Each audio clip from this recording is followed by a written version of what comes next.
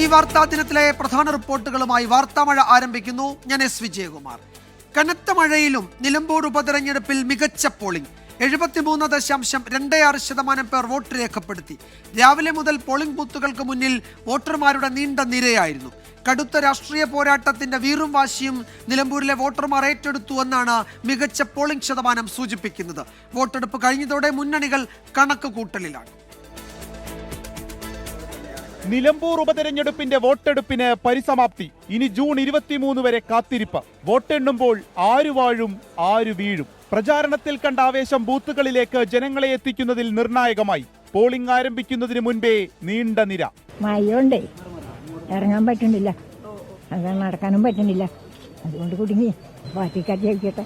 മുടക്കരുത് എന്നൊരു മോഹമുണ്ട്. അപ്പം അങ്ങോട്ട് പോകുന്നു. വൈറ്റിട്ടല്ല, തീരെ 2 കാലിന് ഉറക്കിട്ടിട്ടാ പോരുന്നേ. 59 ബൂത്തുകൾ അധികം സജ്ജീകരിച്ചത് വോട്ടിംഗിന് വലിയ തോതിൽ ഗുണമായി. ഗുരുതരമായ യന്ത്ര തകരാറുകൾ എവിടെയും റിപ്പോർട്ട് ചെയ്തില്ല. 4 ബൂത്തുകളിലെ സാങ്കേതിക തകരാറുകൾ വേഗത്തിൽ പരിഹരിച്ചു. വോട്ട് അട്ടിമറിക്കാൻ ശ്രമിക്കുന്നുവെന്ന UDF പ്രവർത്തകരുടെ പരാതിയിൽ ചുങ്കത്തറ കുറുമ്പലങ്ങോട് 2 LDF പ്രവർത്തകരെ പോലീസ് കസ്റ്റഡിയിലെടുത്തു. അറിയില്ലെന്നായിരുന്നു ഇടതുപക്ഷ വിശദീകരണം. മറ്റ് അനിഷ്ട സംഭവങ്ങളില്ല. ഉയർന്ന പോളിംഗ് ശതമാനം ആരെ തുണയ്ക്കുമെന്ന ചർച്ച മുന്നണികളിൽ സജീവമായി ആരംഭിച്ചു കഴിഞ്ഞു. ഈ പെരുമഴ പോലെ നിറഞ്ഞു കനത്ത 25 ദിവസത്തെ പ്രചാരണം. സംസ്ഥാനത്തെ മന്ത്രിസഭയും പ്രതിപക്ഷവും അടക്കം ഒന്നടങ്കം രാഷ്ട്രീയ നേതാക്കൾ നിലമ്പൂരിൽ. ഒടുവിൽ ഇതാ മണ്ഡലം വിധി എഴുതിയിരിക്കുന്നു. ഇനി തിങ്കളാഴ്ചത്തെ വോട്ടെണ്ണലിനായുള്ള കാത്തിരിപ്പ്. ടീം 24 നിലമ്പൂർ. വോട്ടെടുപ്പ് അവസാനിച്ചതോടെ നിലമ്പൂരിൽ വിജയപ്രതീക്ഷ പങ്കുവച്ച സ്ഥാനാർത്ഥികൾ. വോട്ടിംഗ് ശതമാനം ഉയർന്നത് നന്നായെന്നും വിജയം ഉറപ്പെന്നും LDF സ്ഥാനാർത്ഥി M സ്വരാജ് പറഞ്ഞു. വോട്ടുകൾ അരിച്ചുപെറുക്കി പെട്ടിയിലാക്കി ഇതിനകം വിജയമുറപ്പിച്ചെന്നാണ് UDF സ്ഥാനാർത്ഥി ആര്യാടൻ ഷൗക്കത്തിന്റെ പ്രതികരണം. പോളിംഗ് ശതമാനം കൂടിയത് തനിക്ക് അനുകൂലമെന്ന് സ്വതന്ത്ര സ്ഥാനാർത്ഥി PV അൻവർ. ക്രൈസ്തവ മേഖലയിൽ മാത്രമല്ല എല്ലാ മേഖലയിലും മുന്നേറ്റമുണ്ടാക്കാനായി എന്ന് NDA സ്ഥാനാർത്ഥി മോഹൻ ജോർജും പ്രതികരിച്ചു. മികച്ച സ്വീകാര്യതയും പ്രതീക്ഷയിൽ കവിഞ്ഞ പിന്തുണയുമാണ് തെരഞ്ഞെടുപ്പ് പ്രചരണ വേളയിലുടനീളം മണ്ഡലത്തിലുണ്ടായിരുന്നത്. ഇപ്പോൾ പോളിംഗ് അവസാനിക്കുമ്പോഴും അതിൽ യാതൊരു മാറ്റവും ഉണ്ടായിട്ടില്ല. അതുകൊണ്ട് മികച്ച വിജയം LDF നേടും എന്ന ഉറച്ച പ്രതീക്ഷയാണ് എല്ലാ LDF പ്രവർത്തകർക്കുമുള്ളത്. അതിൻ്റെ ആവേശത്തിലാണ് എല്ലാവരും. എല്ലാ UDFന് ജീവിച്ചിരിക്കുന്ന വോട്ടുകൾ അരിച്ച് പെറുക്കി കൊടുത്തിരിക്കുക. അതിൻ്റെ ഒരു വലിയ ആത്മവിശ്വാസം അവർക്കുണ്ട്, ഒരു കാലത്തുമില്ലാത്ത പോലെ. അതുകൊണ്ട് തന്നെ എല്ലാ പഞ്ചായത്തുകളിലും ലീഡ് ചെയ്യും എന്ന് മാത്രമല്ല, ഒരു ചരിത്ര ഭൂരിപക്ഷം UDF ഉണ്ടാവും എന്ന കാര്യത്തിൽ ഒരു തർക്കമില്ല. ഞാൻ അടിവരയിട്ട് ഇപ്പോഴും പറയുന്നു, കേരളത്തിലെ രാഷ്ട്രീയ നേതൃത്വത്തെ, എല്ലാ പൊളിറ്റിക്കൽ പാർട്ടിയുടെയും നേതൃത്വത്തിന്റെ ധാരണ തിരുത്തുന്ന ഒരു പോളിംഗ് റിസൾട്ട് ഇവിടെ ഉണ്ടാവും. തോൽവി എന്ന് പറയുന്ന ഒരു സംഗതി ഈ തെരഞ്ഞെടുപ്പില്ല. ജനങ്ങൾ തോൽക്കുകയാണ്. മലയോര മേഖലയിലെ അവഗസിതം ഞങ്ങൾ ചർച്ച ചെയ്തു. വികസനമില്ലായ്മ ഞങ്ങൾ ചർച്ച ചെയ്തു.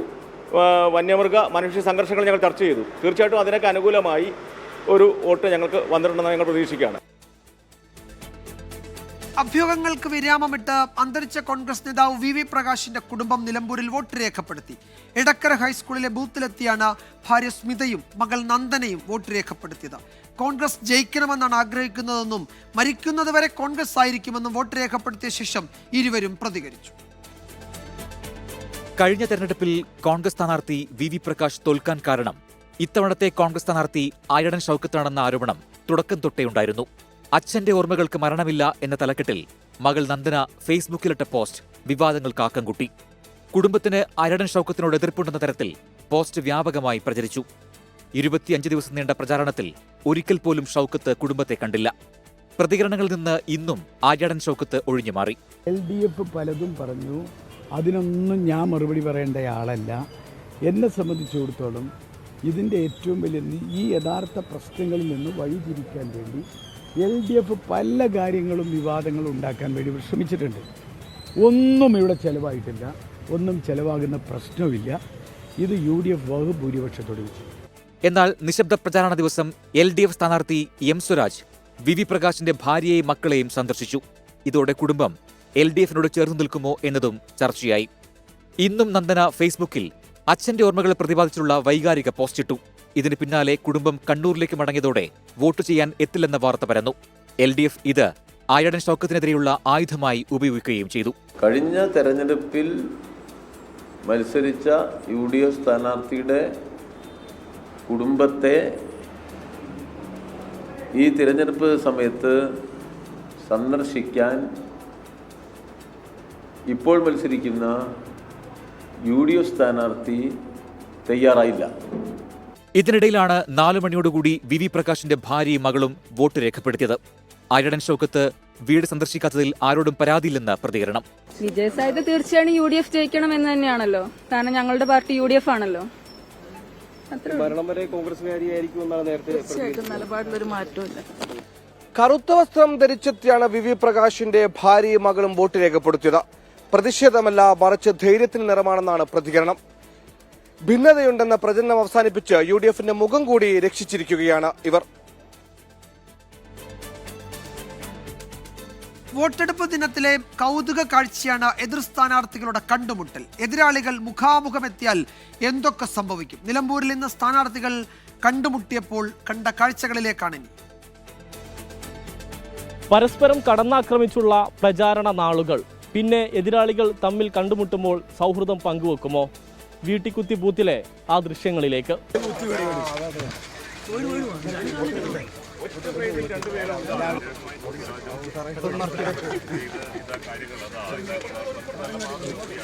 വോട്ട് ചെയ്യാൻ UDF സ്ഥാനാർത്ഥി ആര്യടൻ ഷൗക്കത്തും ബൂത്ത് സന്ദർശനത്തിന് LDF സ്ഥാനാർത്ഥി M സ്വരാജും ഒരേ സമയത്താണ് ഈ ബൂത്തിലെത്തിയത്.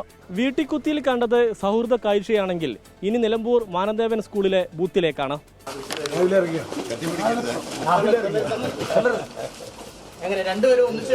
അൻവറിനടുത്തേക്ക് ഷൗക്കത്തെത്തിയപ്പോൾ കൈകൊടുക്കൽ മാത്രം, ആലിംഗനവും കൂടുതൽ സംസാരവുമില്ല. അതേക്കുറിച്ച് ഇരുവരുടെയും പ്രതികരണം ഇങ്ങനെ. ഷൗക്കത്തിനെ കെട്ടിപ്പിടിക്കാൻ തൽക്കാലം ഞാൻ ഉദ്ദേശിക്കുന്നില്ല. ആ കെട്ടിപ്പിടുത്തത്തിന്റെ അർത്ഥം നിലമ്പൂരിലെ പുള്ളിയെ കെട്ടിപ്പിടിച്ച എല്ലാവർക്കും അറിയാം. ഞാൻ അതിന് ഇന്നുവരെ വിധേയനായിട്ടില്ല, നാളെയും വിധേയനാകാൻ നിൽക്കുന്നില്ല. അദ്ദേഹം കുറേ പരാമർശങ്ങൾ നടത്തിയിട്ടും എന്തെങ്കിലും ഒരു മറുപടി ഇതുവരെ എൻ്റെ അടുത്ത് കിട്ടിയിരുന്നോ നിങ്ങൾക്ക്? ഇല്ലല്ലോ. അങ്ങനെ ഒരു വ്യക്തിപരമായ തെരഞ്ഞെടുപ്പല്ല ഇത്. ഇത് രണ്ട് നിലപാടുകൾ തമ്മിലുള്ളൊരു മത്സരമാണ്. അവിടെ വ്യക്തിപരമായ പരാമർശങ്ങൾ ഉണ്ടാവുക, അതിന് മറുപടി പറയാ, അതിനൊന്നും ഞാനില്ല. പണ്ട് VV പ്രകാശിന്റെ കൈ തട്ടിമാറ്റിയത് ചൂണ്ടിക്കാട്ടിയാണ് PV അൻവറിന്റെ വിശദീകരണം. രാഷ്ട്രീയത്തിൽ സ്ഥിരം ശത്രുക്കളില്ലല്ലോ, ദൃശ്യങ്ങളൊന്നും മായുന്നുമില്ല. സമീർ ബിൻ കരീം, 24, നിലമ്പൂർ. നിലമ്പൂരിലെ വോട്ടെടുപ്പിനിടെ കോൺഗ്രസിനെ വെട്ടിലാക്കി ഡോക്ടർ ശശി തരൂർ MP.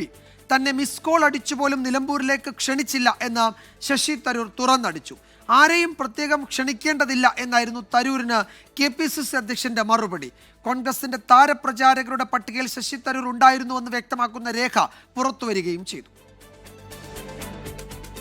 നിലമ്പൂരിൽ വോട്ടെടുപ്പ് സമയം പകുതി പിന്നിട്ടപ്പോഴാണ് അതൃപ്തി പരസ്യമാക്കിയുള്ള ശശി തരൂരിന്റെ പ്രതികരണം. സംസ്ഥാന നേതൃത്വം അവഗണിക്കുന്നുവെന്ന ധ്വനിയുള്ളതായിരുന്നു ശശി തരൂരിന്റെ വാക്കുകൾ. അവിടെ എത്തിക്കഴിഞ്ഞാൽ പ്രോഗ്രാം ഉണ്ടാവണമല്ലോ. ഓരോരോ സ്ഥലത്ത് ഓരോരോ മണ്ഡലത്തിൽ എവിടെ പ്രസംഗിക്കേണ്ടത്, ഒരു സ്ഥലത്ത് ഒരു ഉദ്ഘാടനം, മറ്റെവിടെ ഒരു പ്രഭാഷണം, മൂന്നാമത്തത് സ്ഥാനാർത്ഥിയോടൊപ്പം വേദിയിൽ കയറൽ, അങ്ങനെയുള്ള ചില പരിപാടികളൊക്കെ പാർട്ടി അവിടെ ലോക്കലി ഓർഗനൈസ് ചെയ്തിട്ട് പറയാറുണ്ട്. അതാണ് സാധാരണ എൻ്റെ അനുഭവം. മര്യാദയോട് പെരുമാറുന്ന ഒരു വ്യക്തിയാണ് ഞാൻ. എന്നെ ക്ഷണിച്ചവിടെ ഞാൻ പോകും, ക്ഷണിക്കാത്തവിടെ അത്ര പോകാറുള്ളൂ. ജൂൺ 2 കോൺഗ്രസ് ദേശീയ നേതൃത്വം തെരഞ്ഞെടുപ്പ് കമ്മീഷന് സമർപ്പിച്ച രേഖ പ്രകാരം 40 താരപ്രചാരകരിൽ തരൂരുമുണ്ട്. 8ാമനായാണ് പേര് ചേർത്തിരിക്കുന്നത്. അതിനാൽ തരൂരിനെ പൂർണ്ണമായും അവഗണിച്ചുവെന്ന വാദം നിലനിൽക്കില്ല. അപ്പോഴും എന്തുകൊണ്ട് തരൂരിനെ ക്ഷണിച്ചില്ലെന്ന ചോദ്യം നിലനിൽക്കുന്നു. തരൂരിനെ പോലത്തെ സീനിയർ ലീഡേഴ്സിനും ഒരാൾക്കും വർക്കിംഗ് കമ്മിറ്റിയിൽ ഇപ്പോൾ രമേശ് ചെന്നിത്തലയ്ക്ക് പ്രത്യേക ചുമതലയില്ല, കൊടിക്കുന്നിൽ സുരേഷിന് പ്രത്യേക ചുമതലയില്ല, കെ സുധാകരന് പ്രത്യേക ചുമതലയില്ല. ചുമതല കൊടുക്കുന്നത് പഞ്ചായത്തിലെ ചുമതല കൊടുത്തത് അതിനേക്കാൾ KPCC ഭാരവാഹികൾക്കും MLA-മാർക്കും MP-മാർക്കുമാണ്. കോൺഗ്രസ് പ്രവർത്തക സമിതി അംഗം കൂടിയായ ശശി തരൂർ തിരഞ്ഞെടുപ്പ് ദിവസം നടത്തിയ പ്രതികരണത്തിൽ KPCC നേതൃത്വത്തിന് കടുത്ത അതൃപ്തിയുണ്ട്. പക്ഷേ BJP-യിലേക്ക് പോകുമെന്ന പ്രചാരണങ്ങളെ ശശി തരൂർ തള്ളിയത് കോൺഗ്രസിന് ആശ്വാസമായി. 24, തിരുവനന്തപുരം. RSS ബന്ധത്തിൽ CPM സംസ്ഥാന സെക്രട്ടറി MV ഗോവിന്ദനെ തിരുത്തിയ മുഖ്യമന്ത്രിയുടെ പ്രതികരണത്തിന് ശേഷവും കോൺഗ്രസ് CPM വാക്പോര്. മുഖ്യമന്ത്രി ചരിത്ര വസ്തുതകളെ വളച്ചൊടിക്കുകയാണെന്ന് AICC general secretary KC Venugopal ആരോപിച്ചു. രാജ്യസഭാംഗത്വം രാജിവെച്ച് BJPക്ക് സീറ്റ് ദാനം ചെയ്ത AICC ജനറൽ സെക്രട്ടറിയുടെ ട്യൂഷൻ ഇക്കാര്യത്തിൽ ആവശ്യമില്ല എന്നായിരുന്നു KC വേണുഗോപാലിന് മന്ത്രി PA മുഹമ്മദ് റിയാസിന്റെ മറുപടി. RSS ബന്ധത്തിന്റെ വിഷയത്തിൽ പുതിയ വിവാദത്തിന് തുടക്കമിട്ട MV ഗോവിന്ദനെ വിട്ട് മുഖ്യമന്ത്രിയുമായി നേരിട്ട് ഏറ്റുമുട്ടാനാണ് ഇന്ന് കോൺഗ്രസ് നേതാക്കൾ ശ്രമിച്ചത്. CPM general secretary P. സുന്ദരയ്യയുടെ രാജി 1977 ജനതാ പിന്തുണയോടെ കൂത്തുപറമ്പിൽ മത്സരിച്ചു തുടങ്ങിയ ചരിത്ര സന്ദർഭങ്ങൾ ഓർമ്മിപ്പിച്ചാണ് കോൺഗ്രസ് മുഖ്യമന്ത്രിക്ക് നേരെ തിരിയുന്നത്. സാക്ഷാൽ പിണറായി വിജയൻ തന്നെ 77 മത്സരിച്ചത് ആരുടെ പിന്തുണയോടുകൂടിയായിരുന്നു? അതേ MLA ആയിരുന്നു കൂത്തുപറമ്പിൽ. അതിനവർ പുതിയ പേര് പറഞ്ഞത് ജനതാ പാർട്ടിയായിരുന്നു. ജനസംഘവും എല്ലാം കൂടി ജനതാ പാർട്ടി. അദ്വാനിയും വാജ്പേയിയും തന്നെയല്ലേ അന്ന് ജനതാ പാർട്ടിയുടെ നേതാക്കന്മാരിൽ പ്രധാനികൾ. അടിയന്തരാവസ്ഥക്കാലത്ത് മാത്രമല്ല CPM RSSുമായി സഹകരിച്ചെന്ന് ആരോപിച്ചുകൊണ്ടാണ് പ്രതിപക്ഷ നേതാവ് മുഖ്യമന്ത്രിക്ക് മറുപടി നൽകുന്നത്. 84-ൽ 2 സീറ്റും മാത്രം കിട്ടിയ BJPയെ വളർത്തി ഇന്ത്യയിലെ ഭരണകക്ഷിയാകാൻ ഇടതുപക്ഷം കൂട്ടുനിന്നിട്ടുണ്ട്. KC വേണുഗോപാലിന് മറുപടിയുമായി മന്ത്രി PA മുഹമ്മദ് റിയാസ് രംഗത്തെത്തി. രാജസ്ഥാനിൽ നിന്നുള്ള തന്റെ രാജ്യസഭാ സീറ്റ് രാജിവെച്ച് BJPക്ക് ദാനം നൽകിയ AICC സംഘടനാ ജനറൽ സെക്രട്ടറി ട്യൂഷൻ മതനിരപേക്ഷ കേരളത്തിന് ആവശ്യമില്ലെന്നായിരുന്നു റിയാസിന്റെ ഫേസ്ബുക്ക് പോസ്റ്റ്. മുഖ്യമന്ത്രിയുടെ ഇന്നലത്തെ വാർത്താ സമ്മേളനം കൊള്ളേന്റെ അടുത്ത് തന്നെ കൊണ്ടിട്ടുണ്ടെന്നും റിയാസ് FB കുറിപ്പിൽ പറഞ്ഞു. 24 തിരുവനന്തപുരം. രാജ്ഭവനിലെ കാവിക്കൊടി ഏന്തിയ ഭാരതാംബ ചിത്രത്തെ ചൊല്ലി വീണ്ടും ഗവർണർ സർക്കാർ പോര്. ഔദ്യോഗിക പരിപാടിയിൽ ഭാരതാംബ ചിത്രം വച്ചതിൽ പ്രതിഷേധിച്ച് വിദ്യാഭ്യാസ മന്ത്രി വി ശിവൻകുട്ടി ചടങ്ങ് ബഹിഷ്കരിച്ചു. മന്ത്രി പ്രോട്ടോകോൾ ലംഘിച്ചെന്നും ഗവർണറെയും ഓഫീസറെയും അപമാനിച്ചെന്നും രാജ്ഭവൻ കുറ്റപ്പെടുത്തി. മുൻകൂട്ടി നിശ്ചയിച്ച scout and guides Raj Puraskar certificate വിതരണ ചടങ്ങിന്റെ ഷെഡ്യൂളിൽ ഭാരതാംബ ചിത്രത്തിലെ പുഷ്പാർച്ചന ഉണ്ടായിരുന്നില്ല. എന്നാൽ മന്ത്രി വി ശിവൻകുട്ടി രാജ്ഭവനിലെത്തിയപ്പോൾ ഗവർണർ വിവാദ ചിത്രത്തിന് മുന്നിൽ പുഷ്പാർച്ചന നടത്തുകയായിരുന്നു. ഇതോടെ മന്ത്രി ചടങ്ങ് ബഹിഷ്കരിച്ചു. ഭരണഘടനയാണ് രാജ്യത്തിന്റെ നട്ടെല്ലെന്നും മറ്റൊരു രാഷ്ട്രസങ്കല്പവും അതിനു മുകളിലല്ലെന്നും വേദിയിൽ മന്ത്രി വി ശിവൻകുട്ടി. ഞാൻ പറയുന്നു, ഇന്ത്യ എൻ്റെ രാജ്യമാണ്, ഭരണഘടനയാണ് രാജ്യത്തിൻ്റെ നട്ടെൽ, മറ്റൊരു രാഷ്ട്രസങ്കല്പവും അതിന് മുകളിലല്ല എന്ന് ഞാനിവിടെ കൂട്ടിച്ചേർത്ത് എൻ്റെ പ്രിയപ്പെട്ട കൂട്ടുകാരോട് പറയുവാൻ വേണ്ടി ഞാൻ ആഗ്രഹിക്കുന്നു. ബഹുമാനപ്പെട്ട ഗവർണർ ക്ഷമിക്കണം, എനിക്ക് പല കാരണങ്ങൾ കൊണ്ടും തുറന്നുള്ള ചടങ്ങിലൂടെ ഇരിക്കാൻ വേണ്ടി കഴിയില്ല എന്നുള്ള കാര്യം കൂടി ഞാൻ ഓർമ്മപ്പെടുത്തിക്കൊണ്ട് ഞാൻ ഈ ചടങ്ങ് ഇന്ന് വാക്കൗട്ട് നടത്താൻ പോവുകയാണ്. രാജ്ഭവൻ തനി രാഷ്ട്രീയ കേന്ദ്രമാകുന്നുവെന്ന് മന്ത്രി വി ശിവൻകുട്ടി കുറ്റപ്പെടുത്തി. താൻ തനി ഒരു RSSകാരനാണ് എന്നുള്ള നിലയിൽ നിന്ന് കഴിഞ്ഞാൽ RSSകാരനാണെങ്കിൽ RSSകാരനായിട്ട് മാത്രമേ നമുക്ക് കാണാൻ വേണ്ടി പറ്റുള്ളൂ. ഗവർണറായാൽ മാത്രമേ ഗവർണറാകാൻ എന്തൊക്കെ മാർഗം വേണം എന്ന് സംബന്ധിച്ചുള്ള ഭരണഘടനയെ പറയുന്നുണ്ട്. ആ നിലയിൽ ഗവർണറായാലേ അദ്ദേഹത്തിന് ഗവർണറായിട്ട് അംഗീകരിക്കാൻ വേണ്ടി പറ്റുള്ളൂ. വിവാദത്തിൽ മന്ത്രിയെ രൂക്ഷമായി വിമർശിച്ച് രാജ്ഭവൻ വാർത്താക്കുറിപ്പ് പുറത്തിറക്കി. വിദ്യാഭ്യാസ മന്ത്രി പ്രോട്ടോകോൾ ലംഘിച്ചെന്നും ഗവർണറെ മന്ത്രി അപമാനിച്ചെന്നും കുറ്റപ്പെടുത്തൽ. പരിപാടിക്കിടെ ഇറങ്ങിപ്പോയത് ഗവർണറെ അറിയിച്ചില്ല. മന്ത്രി ചെയ്തത് തെറ്റായ കീഴ്വഴക്കം. ഭാരതാംബയുടെ ചിത്രം അറിയില്ലെന്നാണ് മന്ത്രി പ്രസംഗത്തിൽ പറഞ്ഞത്. മന്ത്രിയുടെയും ഗവർണറുടെയും കയ്യിൽ നിന്ന് അവാർഡ് വാങ്ങിക്കാനായി എത്തിയ അച്ചടക്കത്തോടെ പ്രവർത്തിക്കുന്ന സ്കൗട്ട് ആൻഡ് ഗൈഡ് കുട്ടികളുടെ മുന്നിൽ വെച്ചായിരുന്നു മന്ത്രിയുടെ പ്രവൃത്തി. ഇത് വിദ്യാർത്ഥികളെ അപമാനിക്കുന്നതാണ്. മന്ത്രിയുടെ പെരുമാറ്റത്തെ തികഞ്ഞ ആശങ്കയോടെയാണ് നോക്കിക്കാണുന്നതെന്നും രാജ്ഭവൻ ഇറക്കിയ വാർത്താക്കുറിപ്പിൽ പറയുന്നു. 24 തിരുവനന്തപുരം. രണ്ടാഴ്ചക്കിടെ രണ്ടാം തവണയാണ് രാജ്ഭവനിലെ കാവിക്കൊടി ഏന്തിയ ഭാരതാംബ ചിത്രത്തിന്റെ പേരിൽ മന്ത്രിമാരുടെ പ്രതിഷേധം. വിവാദം തുടരുന്നത് സർക്കാരിന് വീഴ്ചയെന്ന് പ്രതിപക്ഷ നേതാവ് വി ഡി സതീശൻ വിമർശിച്ചു. ഭരണഘടനാ സ്ഥാപനത്തിൽ ഇന്ത്യക്കെതിരല്ലാത്ത ഏതു ചിത്രവും വയ്ക്കാമെന്നായിരുന്നു BJPയുടെ വാദം.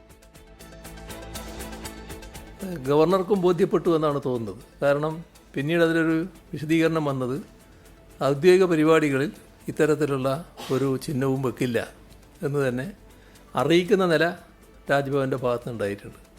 അത്തരമൊരു പ്രസ്താവന നൽകുന്നതിനിടയായത് ഈ സ്വീകരിച്ച നടപടിയിൽ എന്തോ അപാകതയുണ്ട് എന്ന് അദ്ദേഹത്തിന് തന്നെ ബോധ്യപ്പെട്ടതുകൊണ്ടായിരിക്കുമല്ലോ. സർക്കാർ സ്വീകരിച്ച നിലപാട് ഗവർണർക്ക് ബോധ്യപ്പെട്ടുവെന്നായിരുന്നു മുഖ്യമന്ത്രി ഇന്നലെ പറഞ്ഞത്. എന്നാൽ സ്കൗട്ട്സ് ആൻഡ് ഗൈഡ്സിന്റെ പുരസ്കാരദാന ചടങ്ങിലും ഭാരതാംബയുടെ ചിത്രത്തിന് മുന്നിൽ പുഷ്പാർച്ചന നടന്നതോടെ വീണ്ടും വിവാദം തലപൊക്കുകയാണ്.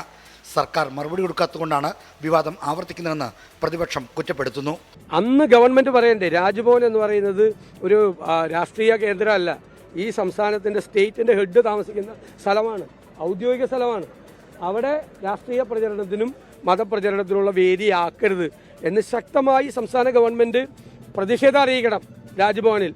അത് ചെയ്തില്ല, അതുകൊണ്ടാണ് അത് ആവർത്തിക്കപ്പെടുന്നത്. എന്നാൽ ഭാരതാംബ വിവാദത്തിൽ രാജ്ഭവന് പിന്നിൽ അണിനിരക്കുകയാണ് BJP നേതൃത്വം. ഭാരത് മാത എന്നുള്ള സങ്കല്പത്തോടല്ല ഞങ്ങളുടെ എതിർപ്പ്. അങ്ങനെയുള്ളൊരു ചിത്രം, ഒരു സ്ത്രീ രൂപം വരുന്നതിനല്ല എതിർപ്പ്. കാവിക്കൊടി പാടില്ല, കാവ്യ വസ്ത്രമാണ് അണിയേണ്ടത് എന്നാണെങ്കിൽ അങ്ങനെ കാവ്യ വസ്ത്രം അണിഞ്ഞിട്ടുള്ള ഭാരത് മാതയെ കൊണ്ടുവരട്ടെ. രാജ്ഭവനിലെ ചടങ്ങുകൾ ഭരണഘടനാനുസൃതമാകണമെന്ന് നിയമമന്ത്രി പി രാജീവ് ആവശ്യപ്പെട്ടു. പൊതുപരിപാടികളിലും രാജ്ഭവനും അത്തരം ഇതിൻ്റെ പ്രചാരവേദിയായി ഉപയോഗിക്കുന്നത് ഭരണഘടനാപരമായി തന്നെ തെറ്റാണ്, നമ്മുടെ രാജ്യത്തിൻ്റെ കാഴ്ചപ്പാടിനെതിരാണ്. അത് അദ്ദേഹം അത് തിരുത്തേണ്ടതാണ്. ഭരണഘടനാപരമായി പദവിയിൽ ഇരിക്കുമ്പോൾ അതിനനുസരിച്ച് തന്നെ പ്രവർത്തിക്കാനായിട്ട് ഗവർണർ തയ്യാറാകേണ്ടതുണ്ട്. രാജ്ഭവനെ RSS കാര്യാലയമാക്കണമെന്ന പിടിവാശിയിൽ നിന്ന് ഗവർണർ പിന്മാറണമെന്ന് CPI സംസ്ഥാന സെക്രട്ടറി ബിനോയ് വിശ്വം ആവശ്യപ്പെട്ടു. ഭരണഘടനയേക്കാൾ വലുതാണോ വിചാരധാരയെന്ന് ഗവർണർ വ്യക്തമാക്കണമെന്നും അദ്ദേഹം ആവശ്യപ്പെട്ടു. 24 തിരുവനന്തപുരം. ഓപ്പറേഷൻ സിന്ധു ഇസ്രായേലിലേക്കും വ്യാപിപ്പിക്കാൻ ഒരുങ്ങി വിദേശകാര്യ മന്ത്രാലയം. ഇസ്രായേൽ വിടാൻ താൽപ്പര്യമുള്ള ഇന്ത്യക്കാരെ കരമാർഗവും വ്യോമമാർഗവും ഒഴിപ്പിക്കുമെന്ന് വിദേശകാര്യ മന്ത്രാലയം വ്യക്തമാക്കി. ഇറാനിലെ സംഘർഷബാധിത പ്രദേശങ്ങളിൽ നിന്ന് ഒഴിപ്പിച്ച ആദ്യ ബാച്ച് വിദ്യാർത്ഥികളുമായി ഇൻഡിഗോ വിമാനം ഡൽഹിയിലെത്തി. സുരക്ഷിതമായി നാട്ടിലെത്താൻ സഹായിച്ചതിന് വിദ്യാർത്ഥികളും രക്ഷിതാക്കളും കേന്ദ്ര സർക്കാരിന് നന്ദി പറഞ്ഞു. ഇറാന് പിന്നാലെ ഒഴിപ്പിക്കൽ ദൗത്യം ഇസ്രയേലിലേക്കും വ്യാപിപ്പിച്ച് ഇന്ത്യ. ആദ്യപടിയായി ഇസ്രയേൽ വിടാൻ ആഗ്രഹിക്കുന്നവർ ടെല്ലവീവിലെ ഇന്ത്യൻ എംബസി നൽകിയ ലിങ്ക് വഴി രജിസ്റ്റർ ചെയ്യണം. ഇവരെ കരമാർഗമോ വ്യോമമാർഗമോ നാട്ടിലെത്തിക്കും. ഇന്ത്യൻ എംബസിയുടെ ഏകോപനത്തിലായിരിക്കും നടപടി.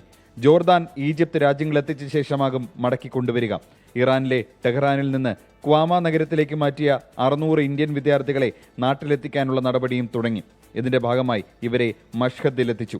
തുർക്കമെനിസ്ഥാൻ വഴി ഇന്ത്യയിലേക്ക് കൊണ്ടുവരാനാണ് ആലോചന. അതിനിടെ ഇറാനിൽ നിന്നുള്ള ആദ്യ ബാച്ച് വിദ്യാർത്ഥി സംഘം ഇന്ത്യയിലെത്തി. അർമേനിയയുടെ തലസ്ഥാനമായ എറേവാനിൽ നിന്നാണ് 110 ഇന്ത്യൻ വിദ്യാർത്ഥികളുമായി ഇൻഡിഗോ വിമാനം എത്തിയത്.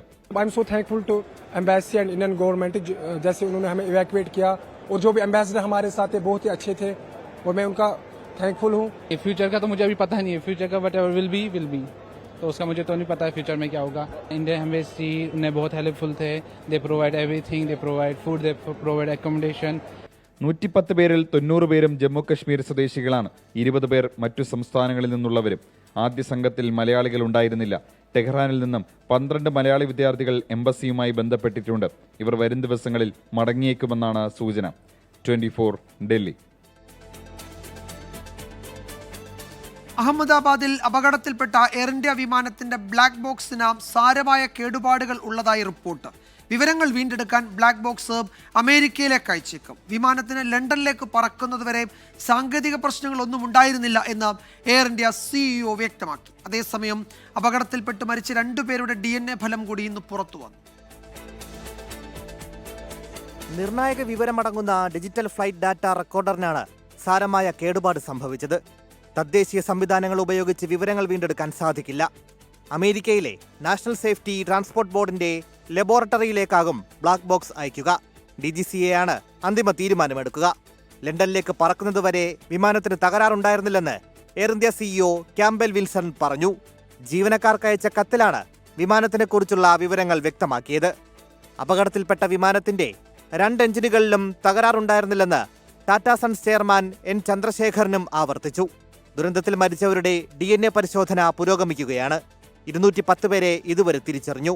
ഇതിൽ 187 പേരുടെ മൃതദേഹങ്ങൾ ബന്ധുക്കൾക്ക് കൈമാറി. അപകടത്തിൽ കൊല്ലപ്പെട്ട മലയാളി രഞ്ജിത നായരുടെ DNA ഫലം ഇതുവരെ പുറത്തു വന്നിട്ടില്ല.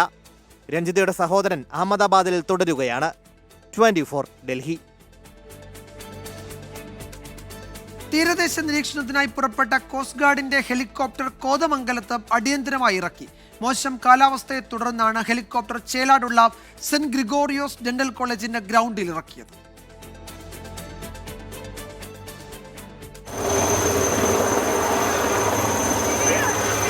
ഉച്ചയ്ക്ക് 1 മണിയോട് കൂടിയാണ് കൊച്ചിയിലുള്ള കോസ്റ്റ് ഗാർഡിന്റെ ചേതക് ഹെലികോപ്റ്റർ കോതമംഗലത്തിനടുത്തുള്ള ചേലാട് ഡെന്റൽ കോളേജ് ഗ്രൗണ്ടിൽ ഇറക്കിയത്. തീരദേശ നിരീക്ഷണത്തിനായി പുറപ്പെട്ട ഹെലികോപ്റ്റർ പെട്ടെന്നുണ്ടായ മോശം കാലാവസ്ഥയെ തുടർന്ന് മുൻകരുതലിന്റെ ഭാഗമായി ഇറക്കുകയായിരുന്നു. അരമണിക്കൂറിലേറെ കോളേജ് ഗ്രൗണ്ടിൽ നിന്ന ശേഷം കാലാവസ്ഥ അനുകൂലമായതിനെ തുടർന്നാണ് നെടുമ്പാശ്ശേരിയിലുള്ള കോസ്റ്റ് ഗാർഡിന്റെ എയർ ഇൻ ക്ലബിലേക്ക് ഹെലികോപ്റ്റർ തിരിച്ചയച്ചത്.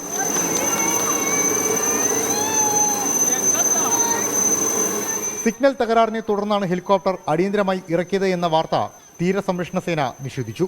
ആശങ്കയ്ക്ക് അടിസ്ഥാനമില്ല എന്നും സുരക്ഷിതമായി തീരസംരക്ഷണ സേനയുടെ കേന്ദ്രത്തിൽ ഹെലികോപ്റ്റർ എത്തിയെന്നും പിന്നീട് വാർത്താക്കുറിപ്പിൽ കോസ്റ്റ് ഗാർഡ് വ്യക്തമാക്കി. 24 തൊടുപുഴ. സംസ്ഥാനത്ത് നാളെ മുതൽ മഴയുടെ തീവ്രത കുറയും. ഞായറാഴ്ച മുതൽ വീണ്ടും ശക്തമായ മഴയ്ക്ക് സാധ്യതയുണ്ട്. പത്തനംതിട്ടയിലും കോഴിക്കോട്ടും 2 കുട്ടികൾ മുങ്ങി മരിച്ചു. കുട്ടനാട് താലൂക്കിലെ വിദ്യാഭ്യാസ സ്ഥാപനങ്ങൾക്ക് നാളെയും അവധിയാണ്. പ്രൊഫഷണൽ കോളേജുകൾക്ക് അവധി ബാധകമല്ല. വടക്കൻ കേരള തീരം മുതൽ വടക്കൻ കൊങ്കൺ തീരം വരെ തീരദേശ ന്യൂനമർദ്ദപ്പാത്തി രൂപപ്പെട്ടു. ഝാർഖണ്ഡിലും ഗംഗാതട പശ്ചിമ ബംഗാളിന് മുകളിലായി ശക്തി കൂടിയ ന്യൂനമർദ്ദം സ്ഥിതി ചെയ്യുന്നുണ്ട്. രാജസ്ഥാന് മുകളിലെ മറ്റൊരു ന്യൂനമർദ്ദം ചക്രവാത ചുഴിയായി ശക്തി കുറഞ്ഞു. കേരളത്തിന് മുകളിൽ പടിഞ്ഞാറൻ കാറ്റ് ശക്തമായി തുടരുന്നു. സംസ്ഥാനത്ത് അടുത്ത 5 ദിവസം മഴയ്ക്കു സാധ്യതയുണ്ട്. ഇന്ന് പത്തനംതിട്ട, ആലപ്പുഴ, കോട്ടയം, എറണാകുളം, ഇടുക്കി, തൃശൂർ, മലപ്പുറം, കോഴിക്കോട്, വയനാട്, കണ്ണൂർ, കാസർഗോഡ് ജില്ലകളിൽ യെല്ലോ അലർട്ട് പ്രഖ്യാപിച്ചു. നാളത്തോടെ മഴയുടെ തീവ്രത കുറയും. ഞായറാഴ്ച മുതൽ വീണ്ടും ഒറ്റപ്പെട്ട ശക്തമായ മഴയ്ക്ക് സാധ്യത പ്രവചിക്കുന്നു. മഴയ്ക്കൊപ്പം ശക്തമായ കാറ്റിനും സാധ്യതയുണ്ട്. കേരള തീരത്ത് ഉയർന്ന തിരമാലയ്ക്കും കടലാക്രമണത്തിനും സാധ്യതയുള്ളതിനാൽ മത്സ്യത്തൊഴിലാളികളും തീരദേശവാസികളും ജാഗ്രത പാലിക്കണം. ശക്തമായ കാറ്റിനും മോശം കാലാവസ്ഥയ്ക്കും സാധ്യതയുള്ളതിനാൽ കർണാടക തീരത്തിന് മീൻപിടുത്തത്തിന് വിലക്കുണ്ട്. പത്തനംതിട്ടയിലും കോഴിക്കോടും 2 കുട്ടികൾ മുങ്ങി മരിച്ചു. കോഴിക്കോട് വടകരയിൽ 9ാം ക്ലാസ് വിദ്യാർത്ഥിയാണ് കുളത്തിൽ മുങ്ങി മരിച്ചത്. താഴെയങ്ങാടി ചേരാൻവിട അസ്ലമിന്റെ മകൻ സഹലാണ് മരിച്ചത്. നീന്താനിറങ്ങിയപ്പോൾ അപകടത്തിൽപ്പെടുകയായിരുന്നു. കടമേരി RIC ഹയർ സെക്കൻഡറി സ്കൂളിൽ വിദ്യാർത്ഥിയാണ് സഹൽ. പത്തനംതിട്ട ഇരവിപേരൂർ തിരുവാമനപുരത്തെ പാടശേഖരത്തിൽ കുളിക്കുന്നതിനിടെ കാണാതായ ജെറോം എബ്രഹാം സാബുവിന്റെ മൃതദേഹം കണ്ടെത്തി. അഗ്നിരക്ഷാസേനയും നാട്ടുകാരും നടത്തിയ പരിശോധനയിലാണ് മൃതദേഹം കണ്ടെത്തിയത്. ഇന്നലെയാണ് ജെറോം അപകടത്തിൽപ്പെട്ടത്. 24 തിരുവനന്തപുരം. കണ്ണൂർ കായലോട് സദാചാര ഗുണ്ടായിസം നേരിട്ട യുവതി ജീവനൊടുക്കിയ കേസിൽ 3 പേർ അറസ്റ്റിലായി. പറമ്പായി സ്വദേശികളായ മുബഷീർ, ഫൈസൽ, റഫ്നാസ് എന്നിവരാണ് അറസ്റ്റിലായത്. ആൺ സുഹൃത്തുമായി കാറിൽ ഒരുമിച്ച് കണ്ടതിന്റെ പേരിൽ പരസ്യ വിചാരണ നടത്തിയ മനോവിഷമത്തിലാണ് പറമ്പായി സ്വദേശി റസീന ആത്മഹത്യ ചെയ്തത്. കഴിഞ്ഞ ഞായറാഴ്ച വൈകിട്ടാണ് സംഭവം. അച്ചങ്കര പള്ളിക്ക് സമീപം കാറിൽ മയിൽ സ്വദേശിയായ യുവാവിനൊപ്പമാണ് റസീനയെ കണ്ടത്. പ്രതികളെത്തി ഇരുവരെയും ചോദ്യം ചെയ്തു. കൂടുതൽ ആൾക്കാരെ വിളിച്ചു വരുത്തി പരസ്യമായി അപമാനിച്ചെന്നാണ് റസീനയുടെ ആത്മഹത്യാക്കുറിപ്പിലെ പരാമർശം. തുടർന്ന് യുവാവിനെ സമീപത്തെ മൈതാനത്തെത്തിച്ച് ക്രൂരമായി മർദ്ദിച്ചെന്നും മൊബൈൽ ഫോണും ടാബും പ്രതികൾ കൈക്കലാക്കിയെന്നും പരാതിയുണ്ട്. പിന്നാലെ ചൊവ്വാഴ്ചയാണ് റസീനയെ വീട്ടിലെ കിടപ്പുമുറിയിൽ തൂങ്ങി മരിച്ച നിലയിൽ കണ്ടെത്തിയത്. ആത്മഹത്യാക്കുറിപ്പിലെ വിവരങ്ങളുടെ അടിസ്ഥാനത്തിലാണ് 3 പേരെ പിണറായി പോലീസ് അറസ്റ്റ് ചെയ്തത്. റസീനയുടെ കുടുംബത്തിന്റെ പരാതിയിൽ തലശ്ശേരി ACPയുടെ മേൽനോട്ടത്തിൽ വിശദമായ അന്വേഷണം ആരംഭിച്ചിട്ടുണ്ട്. 24 കണ്ണൂർ. പത്തനംതിട്ട മെഴുവേലിയിൽ നവജാത ശിശു മരിച്ച സംഭവത്തിൽ അമ്മയ്ക്കെതിരെ കൊലക്കുറ്റം ചുമത്തും. കുഞ്ഞിനെ വലിച്ചെറിഞ്ഞപ്പോൾ തലക്കേറ്റ ക്ഷതമാണ് മരണകാരണമെന്ന് പോലീസ് കണ്ടെത്തി. പോസ്റ്റ്മോർട്ടം റിപ്പോർട്ടിന്റെ അടിസ്ഥാനത്തിലാണ് പോലീസിന്റെ തുടർ നീക്കങ്ങൾ. ചൊവ്വാഴ്ച ഉച്ചയ്ക്കാണ് അവിവാഹിതയായ യുവതി പ്രസവിച്ച കുഞ്ഞിന്റെ മൃതദേഹം സമീപത്തെ പറമ്പിൽ കണ്ടെത്തിയത്. പോസ്റ്റ്മോർട്ടം റിപ്പോർട്ടിൽ കുഞ്ഞിന്റെ മരണകാരണം തലക്കേറ്റ ക്ഷതമാണെന്ന് കണ്ടെത്തി. പ്രസവിച്ച ശേഷം ആരും കാണാതെ കുഞ്ഞിനെ ചേമ്പലയിൽ പൊതിഞ്ഞ് വീടിന് പിന്നിലെ പറമ്പിലേക്ക് എറിഞ്ഞുവെന്ന് വിദ്യാർത്ഥിനി കൂടിയായ അമ്മ സമ്മതിച്ചിരുന്നു. വലിച്ചെറിഞ്ഞപ്പോഴാണ് കുഞ്ഞിന്റെ തലയ്ക്ക് പരിക്ക് പറ്റിയതെന്നാണ് പോലീസ് വിലയിരുത്തൽ. സ്വയം പൊക്കിൾക്കൊടി മുറിച്ചതിന് പിന്നാലെ തല ചുറ്റി വീണിരുന്നുവെന്നും ആ സമയത്ത് തലയിടിച്ചതാകാമെന്നുമുള്ള യുവതിയുടെ മൊഴി പോലീസ് വിശ്വാസത്തിലെടുത്തിട്ടില്ല. രക്തസ്രാവത്തെ തുടർന്ന് ആരോഗ്യനില വഷളായ യുവതി ചെങ്ങന്നൂരിലെ സ്വകാര്യ ആശുപത്രിയിൽ ചികിത്സയിലാണ്. കേസിൽ കൊലപാതക കുറ്റം കൂടി ചുമത്തി കോടതിയിൽ റിപ്പോർട്ട് നൽകാനാണ് പോലീസ് തീരുമാനം. ആശുപത്രി വിട്ടാലുടൻ 21-കാരിയുടെ അറസ്റ്റിലേക്ക് പോലീസ് കടക്കും. യുവതിയുടെ മാനസിക നില പരിശോധിച്ച് ആവശ്യമെങ്കിൽ കൗൺസിലിംഗ് നൽകും. 8ാം ക്ലാസ് മുതൽ ബന്ധമുള്ള ആൺ സുഹൃത്താണ് ഗർഭത്തിന് ഉത്തരവാദി. ഗർഭിണിയായതും പ്രസവിച്ചതും അറിഞ്ഞിട്ടില്ല എന്നാണ് വീട്ടുകാർ പോലീസിന് നൽകിയിരിക്കുന്ന മൊഴി. ആൺ സുഹൃത്തിനെയും പോലീസ് ഉടൻ ചോദ്യം ചെയ്യും. 24 പത്തനംതിട്ട. കൊട്ടാരക്കരയിൽ ട്രാൻസ്ജെൻഡേഴ്സും പോലീസും നടു റോഡിൽ ഏറ്റുമുട്ടി. SP ഓഫീസ് മാർച്ചിനിടെയായിരുന്നു സംഘർഷം. CIയുടെ തലയ്ക്ക് ഗുരുതര പരിക്കേറ്റു. 10ഓളം പോലീസുകാർക്കും നിരവധി സമരക്കാർക്കും പരിക്കേറ്റു. ഇന്ന് വൈകുന്നേരത്തോടെയായിരുന്നു സംഘർഷം. 4 വർഷം മുമ്പ് കൊട്ടാരക്കരയിലുണ്ടായ സംഘർഷത്തിൽ 6 ട്രാൻസ്ജെൻഡേഴ്സിനെതിരെ കേസെടുത്തിരുന്നു. പ്രതികൾക്ക് സമൻസുകൾ വന്നതോടെ കേസുകൾ റദ്ദാക്കണമെന്നും കേസെടുത്ത പോലീസ് ഉദ്യോഗസ്ഥനെതിരെ നടപടി വേണമെന്നും ആവശ്യപ്പെട്ടാണ് ട്രാൻസ്ജെൻഡേഴ്സ് SP ഓഫീസിലേക്ക് മാർച്ച് നടത്തിയത്. പോലീസ് തടഞ്ഞതോടെ പ്രവർത്തകർ ഗാന്ധിമുക്കിൽ റോഡ് ഉപരോധിച്ചു. ഉപരോധത്തിനിടയിലൂടെ കടന്നുപോകാൻ ശ്രമിച്ച ബൈക്ക് യാത്രക്കാരനെ സമരക്കാരിൽ ചിലർ ആക്രമിക്കാൻ ശ്രമിച്ചത് പോലീസ് തടഞ്ഞതോടെയാണ് സംഘർഷമുണ്ടായത്.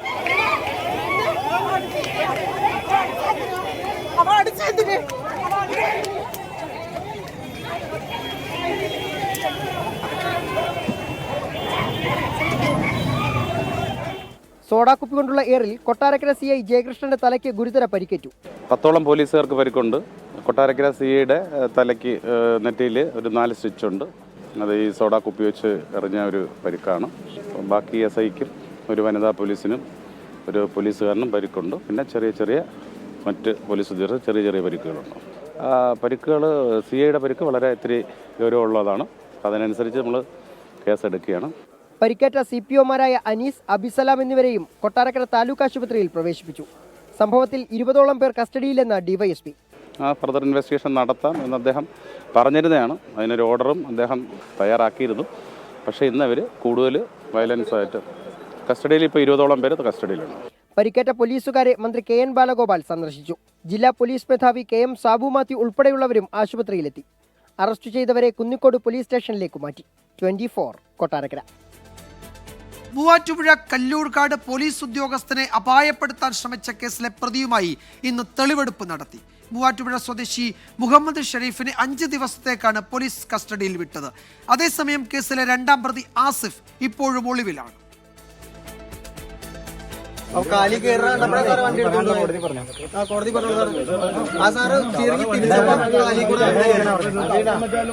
മദ്യപിച്ച് കാറിൽ ഇരിക്കുമ്പോൾ എത്തിയ പോലീസിനെ കണ്ട് ഭയന്നതാണ് സംഭവത്തിന് കാരണമെന്ന 1ാം പ്രതിയായ ഷെരീഫിന്റെ മൊഴി. ബുധനാഴ്ച രാവിലെ മൂവാറ്റുപുഴ കോടതിയിൽ അഭിഭാഷകനൊപ്പം കീഴടങ്ങിയ പ്രതിയെ 5 ദിവസത്തെ പോലീസ് കസ്റ്റഡിയിൽ വിട്ടു.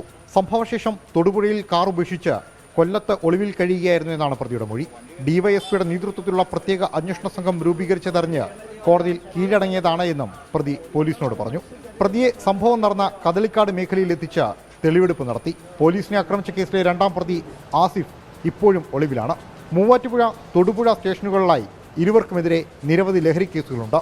നിലവിൽ കസ്റ്റഡിയിലുള്ള ഷെരീഫ് 2 ലഹരി കേസുകളിൽ ശിക്ഷ അനുഭവിച്ച ആളാണ് എന്ന് പോലീസ് പറയുന്നു. തൊടുപുഴയിൽ നിന്ന് ഷെരീഫ് രക്ഷപ്പെടാൻ ഉപയോഗിച്ച ഒരു കാറും പോലീസ് കസ്റ്റഡിയിലെടുത്തു. അതേസമയം 2ാം പ്രതി ആസിഫിനെ കുറിച്ച് ഇതുവരെയും സൂചനകളൊന്നും ലഭിച്ചിട്ടില്ല. 24 തൊടുപുഴ. മദ്യലഹരിയിൽ നടുറോഡിൽ ട്രാഫിക് പോലീസ് വാർഡന്റെ അഭ്യാസം. വൈറ്റിലെ പൊന്നുരുന്നി മേൽപ്പാലത്തിന് താഴെയാണ് മദ്യപിച്ച ശേഷം ട്രാഫിക് വാർഡൻ വാഹന പരിശോധന തുടങ്ങിയത്.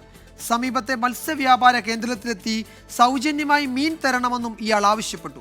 നാട്ടുകാരുടെ പരാതിയിൽ പാലാരിവട്ടം പോലീസ് ഇയാളെ പിന്നീട് പിടികൂടി. ഇന്ന് ഉച്ചയ്ക്കാണ് പൊന്നുരുന്നി മേൽപ്പാലത്തിന് താഴെ മദ്യപിച്ച ശേഷം ട്രാഫിക് പോലീസ് വാർഡൻ യൂണിഫോമിൽ അഭ്യാസ പ്രകടനം നടത്തിയത്. നാരായണാശൻ റോഡിലേക്ക് പോയ വാഹനങ്ങൾ തടഞ്ഞു നിർത്തി ഫൈനുണ്ടെന്ന് പറഞ്ഞായിരുന്നു തുടക്കം. ഇതോടെ നാട്ടുകാർ ചോദ്യം ചെയ്തു. നെയിം പ്ലേറ്റിൽ SN നായർ എന്ന് രേഖപ്പെടുത്തിയ ഇയാളെക്കുറിച്ച് പോലീസിലും വിവരം നൽകി. നാട്ടുകാർ കൂടിയതോടെ ഇയാൾ പ്രദേശത്ത് നിന്ന് രക്ഷപ്പെട്ടു. രക്ഷപ്പെടും മുൻപ് സമീപത്തെ മീൻ വിൽപ്പനക്കാരന്റെ അടുത്തെത്തി സൗജന്യമായി മത്സ്യം വേണമെന്നും ഇയാൾ ആവശ്യപ്പെട്ടിരുന്നു. പാലാരിവട്ടം പോലീസ് നടത്തിയ പരിശോധനയിൽ ഇയാളെ പിടികൂടുകയായിരുന്നു. തന്നെ പിടിച്ചുവെച്ച ആളുകളുടെ വണ്ടികൾക്ക് ഇനി പണി തരുമെന്ന് ഭീഷണിപ്പെടുത്തിയാണ് ഇയാൾ സ്ഥലത്ത് നിന്ന് പോയത്. കസ്റ്റഡിയിലെടുത്ത പ്രതിക്കെതിരെ സ്വമേധയാ കേസെടുത്തതായി പാലാരിവട്ടം CI പറഞ്ഞു. 24 കൊച്ചി. പെട്രോൾ പമ്പുകളിലെ ശുചിമുറികൾ തുറന്നു കൊടുക്കാൻ കഴിയാത്തത് സുരക്ഷാ കാര്യങ്ങൾ കൂടി പരിഗണിച്ചാണ് എന്ന് പമ്പ് ഉടമകൾ. നിലവിലെ ഹൈക്കോടതി വിധിക്കെതിരെ അപ്പീൽ പോകുമെന്ന് തിരുവനന്തപുരം നഗരസഭ പറയുമ്പോൾ വിധി പഠിച്ച ശേഷം അപ്പീൽ എന്നാണ് നിയമമന്ത്രിയുടെ പ്രതികരണം. ഹൈക്കോടതി വിധിയുടെ പശ്ചാത്തലത്തിൽ പകരം സംവിധാനം ഒരുക്കുക എന്നത് ഭരണകൂടത്തിനും വെല്ലുവിളിയാണ്. പ്രധാനമന്ത്രിയുടെ സ്വച്ഛ് ഭാരത് മിഷന്റെ ചൂടുപിടിച്ചാണ് പെട്രോൾ പമ്പുകളിലെ ശൗചാലയങ്ങളെയും പൊതു ഇടങ്ങളായി സർക്കാർ പ്രഖ്യാപിച്ചത്. ആദ്യഘട്ടത്തിൽ പദ്ധതിയെ സ്വാഗതം ചെയ്ത പമ്പുടമകൾ പിന്നീട് ഇതിനെതിരെ രംഗത്ത് വരികയായിരുന്നു. ദേശീയ പാതയോരത്തും ടൂറിസം കേന്ദ്രങ്ങളോടും അനുബന്ധിച്ചുള്ള പെട്രോൾ പമ്പുകൾ ധാരാളമായി ദുരുപയോഗം ചെയ്യപ്പെടുന്നു എന്നാണ് പമ്പ് ഉടമകളുടെ വാദം. പെട്രോൾ പമ്പുകളിൽ വരുന്ന കസ്റ്റമേഴ്സിനെ സംബന്ധിച്ചിടത്തോളം ഞങ്ങൾ അവർക്ക് ഞങ്ങളുടെ ടോയ്ലറ്റ് ഉപയോഗിക്കാൻ, ഞങ്ങളുടെ ഉപഭോക്താക്കൾക്ക് ടോയ്ലറ്റ് കൊടുക്കാൻ ഞങ്ങൾ ബാധ്യസ്ഥരാണ്, ഞങ്ങൾ തയ്യാറാണ്. We are welcoming them. ഒരു പ്രശ്നവുമില്ല. പക്ഷേ ഈ വഴിയെ പോകുന്ന മുഴുവൻ ആൾക്കാർക്കും ടോയ്ലറ്റ് കൊടുക്കണം എന്നുള്ള ഒരു വ്യവസ്ഥ വന്നു കഴിഞ്ഞാൽ അത് വലിയ ബുദ്ധിമുട്ടായി മാറും. എക്സ്പ്ലോസീവ് ആക്ടിന്റെ ചുവട് പിടിച്ച സുരക്ഷാ കാരണങ്ങളും ചിലർ ചൂണ്ടിക്കാണിക്കുന്നുണ്ട്. ഇതൊരു ഹൈലി എക്സ്പ്ലോസീവ് ഏരിയ ആണ് പെട്രോൾ പമ്പ് എന്ന് പറഞ്ഞാൽ. എല്ലാവർക്കും അറിയാമല്ലോ. ഈ എക്സ്പ്ലോസീവ് ആക്ടിവിറ്റിക്ക് വിരുദ്ധമായിട്ടുള്ള രീതിയിൽ ഒത്തിരി കേസസ് ഞങ്ങൾക്ക് ഫേസ് ചെയ്യേണ്ടതായിട്ട് വരുന്നു. ഹൈക്കോടതി വിധി ദീർഘദൂര യാത്രക്കാരെ പ്രതിസന്ധിയിലാക്കും എന്നാണ് പൊതുജനങ്ങൾ പറയുന്നത്. ലോങ് ഒക്കെ പോകുന്ന സമയത്ത് പെട്രോളിന്റെ ആവശ്യമല്ലാണ്ട് യൂസ് ചെയ്യുന്ന ആളുകൾ ഉണ്ടാവില്ലേ, അവർക്കാണെങ്കിൽ ബുദ്ധിമുട്ടുള്ള കാര്യം തന്നെയാണ്. ഒരു തിരുവനന്തപുരം ഓട്ടം പോകുമ്പോൾ ചിലപ്പോൾ ഷുഗർ പേഷ്യൻ്റ് ഒക്കെ ആയിരിക്കും നമ്മുടെ വണ്ടിക്കകത്തിരിക്കുന്നത്. ഇപ്പം നമുക്ക് എല്ലാ പമ്പിലും കയറി അടിച്ച് ഇവർക്ക് യൂറിൻ പാസ് ചെയ്യാനുള്ള സൗകര്യം കൊടുക്കാൻ നമുക്ക് പറ്റത്തില്ല. ബഹുമാനപ്പെട്ട കോടതി അത് തിരുത്തണമെന്നൊരു അഭ്യർത്ഥനയാണുള്ളത്. പെട്രോൾ പമ്പുകൾ പൊതു ശൗചാലയങ്ങളായി പ്രഖ്യാപിച്ചതോടെ പ്രാദേശിക ഭരണകൂടങ്ങൾ നടത്തിവന്നിരുന്ന പൊതു ശൗചാലയങ്ങൾ പൂർണ്ണമായി ഇല്ലാതായെന്നും പെട്രോൾ പമ്പ് ഉടമകൾ വാദിക്കുന്നുണ്ട്. ഹൈക്കോടതി വിധിക്കെതിരെ അപ്പീൽ നൽകാൻ തന്നെയാണ് തിരുവനന്തപുരം നഗരസഭയുടെ തീരുമാനം. വിധി പഠിച്ച ശേഷം തുടർ നിയമ നടപടിയെന്ന് നിയമമന്ത്രി പി രാജീവ്. പെട്രോൾ പമ്പുകൾക്ക് സ്ഥലം കിട്ടാത്ത പ്രശ്നം വന്നപ്പോൾ നമ്മൾ PSUവിൻ്റെ ലാൻഡ് കൊടുക്കാൻ, അതുപോലെ ഒഴിഞ്ഞു കിടക്കുന്ന റവന്യൂ ലാൻഡ് കൊടുക്കാനൊക്കെ നമ്മൾ ഇനീഷ്യേറ്റീവ് എടുത്തിട്ടുണ്ട് ഗവൺമെൻറ്. അങ്ങനെ എടുക്കുമ്പോൾ ഇങ്ങനെയുള്ള സൗകര്യങ്ങൾ കൂടി അതിൻ്റെ ഭാഗമായി വരുമെന്ന് കണ്ടിട്ടുണ്ട്. അതുകൊണ്ട് എണ്ണ കമ്പനികൾ ഉൾപ്പെടെ ചർച്ച ചെയ്യേണ്ട പ്രശ്നമാണ്. പെട്രോൾ പമ്പിലെ ശൗചാലയങ്ങൾ പൊതുയിടങ്ങളല്ല എന്ന വിധിയുടെ പശ്ചാത്തലത്തിൽ പകരം സംവിധാനം ഒരുക്കുക എന്നത് പ്രാദേശിക ഭരണകൂടങ്ങൾക്കും സർക്കാരിനും വെല്ലുവിളിയാണ്. വിവിധ ബ്യൂറോകൾക്കൊപ്പം 24 തൊടുപുഴ. വന്യജീവി ആക്രമണങ്ങളിൽ നിരന്തരം ബുദ്ധിമുട്ടുകൾ അനുഭവിക്കുന്നവരാണ് വയനാട്ടുകാർ. അപകടകാരികളായ കടുവകൾ മനുഷ്യജീവൻ അപഹരിക്കുന്നതിന് പരിഹാരമായാണ് 2022 വയനാട് കുറിച്യാട് വനമേഖലയിൽ animal hospice centre and palliative care unit സർക്കാർ തുടങ്ങിയത്. പിടികൂടുന്ന കടുവകളെ വീണ്ടും വനത്തിൽ തുറന്നുവിടാതെ ഹോസ്പൈസിലെത്തിച്ച് മരണം വരെ അവിടെ പാർപ്പിക്കുകയാണ് ചെയ്യുന്നത്.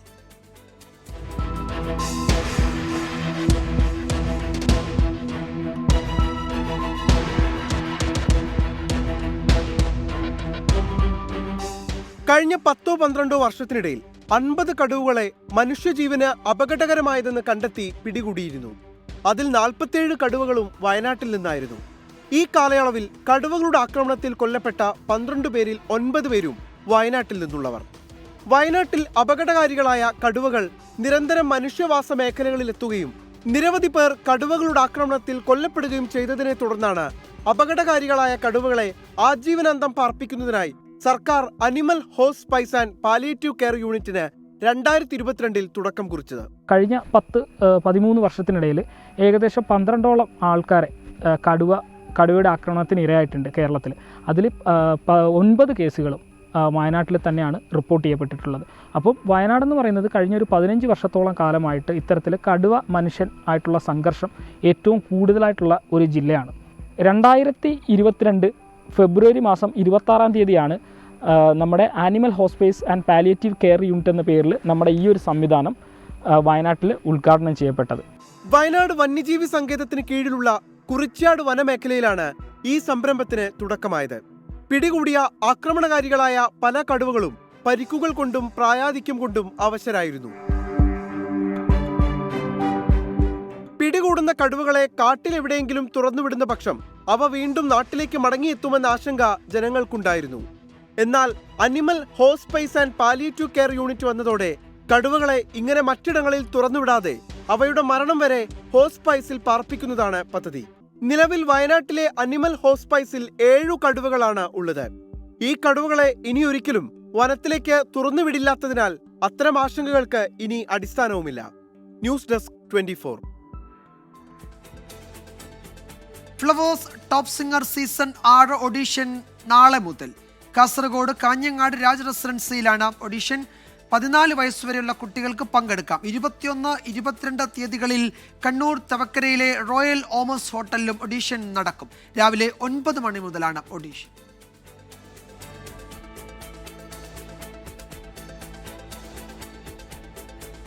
റിപ്പോർട്ടോടെ വാർത്താമഴ അവസാനിക്കുന്നു. നാളെ വീണ്ടും കാണാം. ശുഭരാത്രി.